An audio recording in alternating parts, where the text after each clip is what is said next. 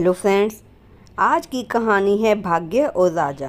लेकिन उससे पहले यदि आप मेरे चैनल पर पहली बार आए हैं तो मेरे चैनल को सब्सक्राइब जरूर कीजिएगा। कहानी पसंद आए तो उसे लाइक एंड शेयर कीजिएगा। बीकानेर के पास गांव में दो मित्र रहा करते थे। वे दोनों बीकानेर नरेश के यहाँ काम करते थे। उनमें से एक ब्राह्मण था जो कि राजा के दरबार में पूजा पाठ किया करता था।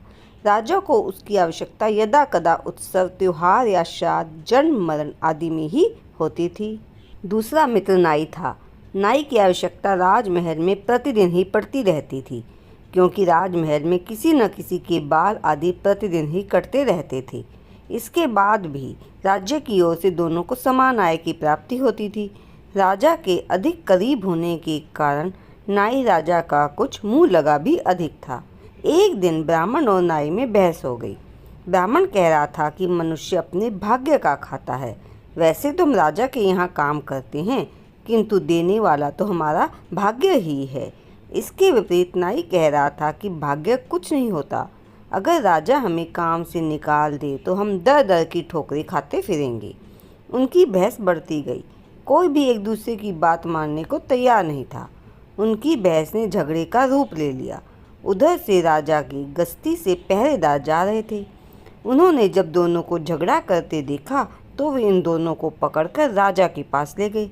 राजा उन दोनों की मित्रता को जानता था। उन दोनों के बीच झगड़े की बात सुनकर उसे बड़ा ही आश्चर्य हुआ। उसने दोनों से इसका कारण पूछा। ब्राह्मण बोला, महाराज, मेरा कहना है कि हमें देने वाला हमारा भाग्य ही है, इसमें राजा कुछ नहीं कर सकता। राजा को यद्यपि यह बात अच्छी नहीं लगी, किंतु वह कुछ नहीं बोला। उसने नाई से पूछा, तुम्हारा क्या विचार है? नाई थोड़ा अकड़ कर बोला, महाराज, इस ब्राह्मण की बात सरासर गलत है। यदि आप हमें काम से निकाल दें तो हम भूखे मर जाएंगे। मेरे विचार से तो हमें देने वाले आप ही हैं, आप ही हमारा भाग्य हैं। नाई चापलूसी पर उतर आया। उसकी बात सुनकर राजा मन ही मन बड़ा प्रसन्न हुआ, किंतु इस बात को उसने सबके सामने जाहिर नहीं किया, क्योंकि इसमें उसका अभिमान दिखाई देता।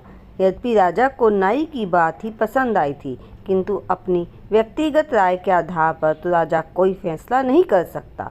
अतः उसे एक तरकीब सूझी। उसने अगले दिन दोनों को दरबार में आने के लिए कहा। अगले दिन ब्राह्मण और नाई दोनों दरबार में उपस्थित हुए। अपनी योजना के अनुसार राजा ने पहले नाई को अपने पास बुलाया और उसे एक एक से चावल, घी और एक बहुत बड़ा कुम्हड़ा दिया और कहा कि वह नदी किनारे जाकर भोजन पकाए और शाम को आकर मिले। नाई अपना सामान लेकर चल दिया। तत्पश्चात राजा ने ब्राह्मण को अपने पास बुलाया और उसे दाल, चावल तथा घी देकर वही बात कही जो उसने नाई से कही थी। साथ ही यह भी कहा कि वह नाई से दूर हटकर भोजन पकाए। ब्राह्मण भी अपना सामान लेकर नदी किनारे नाई से दूर हटकर एक स्थान अपना भोजन पकाने की तैयारी करने लगा। नाई ने अपना सामान देखकर सोचा, ना जाने राजा ने क्या सोचकर मुझे यह कुम्हड़ा दे दिया। कुम्हड़ा खाकर तो पेट खराब हो जाएगा, जबकि ब्राह्मण को तो अक्सर विवाह आदि में कुम्हड़े की सब्जी खाने को मिलती है, इसे खाने की आदत होगी। चलो चलकर देखूं राजा ने ब्राह्मण को क्या दिया है। अगर कुछ और होगा तो उसे अपने कुम्हड़े से बदल लूँगा। यह सोचकर वह अपना कुम्हड़ा लेकर ब्राह्मण के पास पहुँचा और ब्राह्मण से पूछा, राजा ने तुम्हें क्या दिया है? ब्राह्मण ने बताया कि राजा ने उसे दाल चावल दिए हैं। तो नाई ने उससे दाल के बदले उसका कुम्हड़ा लेने की विनती की। कुम्हड़ा की सब्जी ब्राह्मण को पसंद थी। उसने खुशी खुशी दाल नाई को दे दी और कुम्हड़ा ले लिया। नाई ने दाल चावल पकाए और शाम की प्रतीक्षा में सो गया। इधर ब्राह्मण ने जैसे ही सब्जी बनाने के लिए कुम्हड़े को काटा तो उसकी आंखें आश्चर्य से फटी की फटी रह गई। कुम्हड़े के अंदर हीरे, मोती, माणिक भरे हुए थे। राजा ने बड़ी ही सफाई से नाई के कुम्हड़े के अंदर इन्हें रखवा दिया था। ब्राह्मण ने सभी हीरे, मोती, माणिक अपनी धोती में बांधे तथा आधे कुम्हड़े की सब्जी बनाई और आधा कुम्हड़ा संभाल कर रख दिया।